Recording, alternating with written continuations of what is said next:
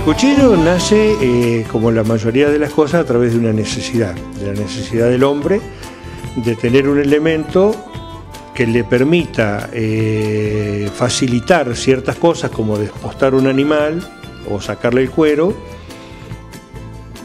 defenderse del mismo animal o de alguien peor que el animal, que es el que está parado al lado de él. Y de ahí nacen las armas, que primero fueron palos con puntas, con maderas duras, hasta que por ahí también en las zonas asiáticas se descubren las piedras, una de las piedras, por ejemplo, la obsidiana, que es un mineral muy duro, que se fragmenta con forma de laja, como si fueran hojas, y con una superficie muy filosa, pero muy, muy filosa. Entonces ellos llevaban, o en su morral, o en lo que llevaban, la mayoría en ese entonces eran nómades, llevaban un pedazo de esa piedra y iban sacando las hojas en la medida que se le iban deteriorando o rompiendo o gastando las anteriores. Después, bueno, en Asia y también en Turquía, en Egipto se descubre, ahí hay una puja porque no se sabe muy bien cuál fue el primero que lo encontró, el tema de los metales que nacieron para el uso de cuchillería o de armas en este caso, que no eran cuchillos, sino tenían otras formas, sí cortantes y con punta. El cobre, luego el bronce y después el hierro. Lógicamente, desde el descubrimiento del hierro, que eran trozos, hasta que aprendieron a darle forma, pasaron. Los periodos de años son largos, estamos hablando de miles de años. Donde la primera producción de minerales, de la fusión, digamos, de obtención del hierro desde el mineral, se fundía el material de hierro, el óxido de hierro, y se lograban pequeñas, que después con los años se llamaron briquetas, en aquel entonces eran pedazos de formas bastante casuales, pero sí muy duras. Y lógicamente la gente que pudo lograr eso también fue encontrando cómo darle forma. Y aparecieron ya más contemporáneos, digamos, del año 1000, por ahí después de Cristo, la forma le daban a un material que le llamaban guos, o WOS, W-O-O-S, que es una traducción que no sé qué quiere decir, pero ese era el nombre que tenía. Era como si fuera una torta de ese material, y donde ya en Japón, en China y por supuesto los moros empezaron a hacer lo que de los moros se llamó el acero damasco, que es aceros de distintas características entre sí, unidos a través de la forja, a través del calor, casi hasta un punto de fusión, y se van mezclando entre ellos. Entonces eso permitía que los estiraban como si fuera una chapa, los doblaban sobre sí mismos, los volvían a martillar hasta que iban logrando un espesor, y los volvían a estirar, y así sucesivamente, varias capas, 70, 80, 100 veces, y lograban esos aceros extraordinarios que, bueno, los aceros damasco o los aceros de los japoneses, que hacían las espadas famosas de los samuráis, las katanas y eso, ¿no? Lógicamente esa gente no tenía la menor idea de los componentes, eso se trabajaba como, no sé, como un sexto sentido.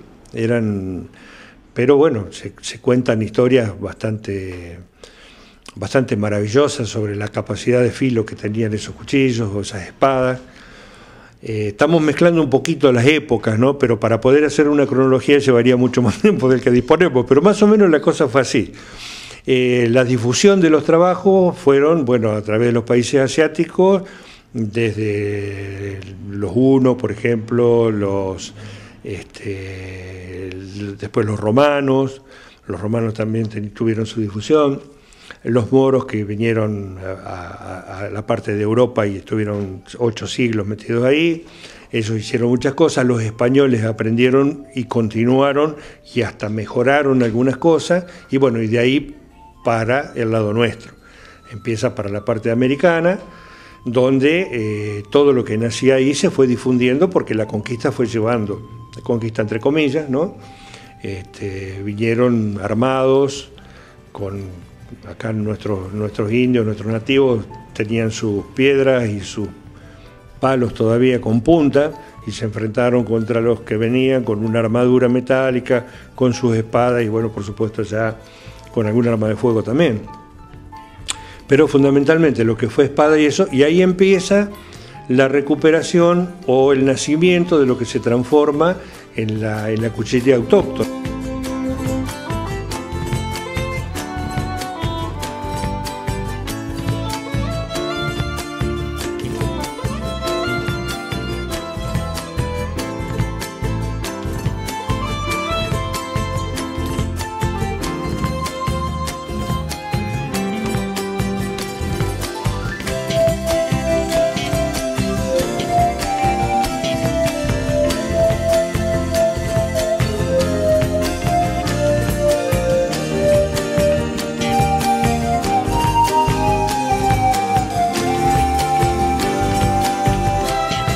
Lo que se iba quedando en desuso de las armas, de las espadas, por ejemplo, de los conquistadores, se iba transformando.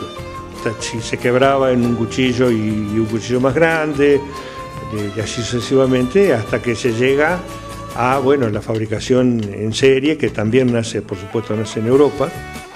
Las primeras fábricas fueron hechas en Toledo, en Sheffield, en Inglaterra, en Solingen, en Alemania, y de ahí para el mundo, con un estado de progreso permanente, ¿no es cierto? Porque eso hay evidencias muy grandes. Lógicamente no era como ahora, que nosotros podemos hacer una comparación de cualquier cosa que nace hoy y capaz que, no sé, en un año la modificaron ya 10 veces. Y no, aquello, la modificación venía, pero largo. Aldo, bueno, me resta solamente agradecerle la gentileza que ha tenido de contarnos un poco la historia y un poco también su trabajo artesanal con los cuchillos que llevan su nombre. Sí, bueno, el agradecido soy yo, porque el que ustedes se han molestado en venir a mi casa es una cosa para tenerla muy en cuenta. Cuando muera, solo quiero que me alcancen una flor a clavármela en el pecho donde tengo el corazón.